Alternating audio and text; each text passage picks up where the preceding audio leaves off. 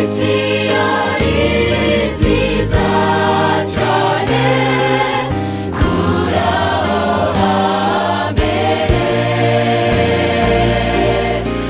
ariko Satani arabyanga acumuza umuntu.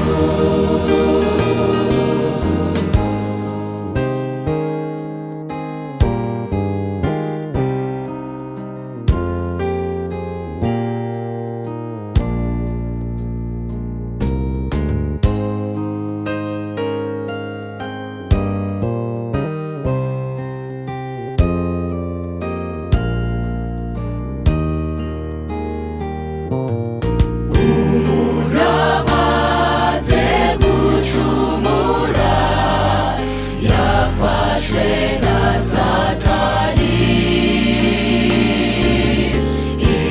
ibyaha biba byinshi, isi yononekara. Nitwishime kubwa Yesu yatsinze Satani,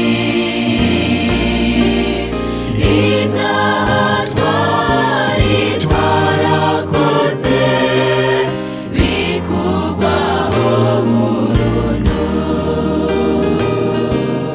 Nitwishime kubwa Yesu yatsinze Satani, ibyaha twari twarakoze bikurwaho burundu.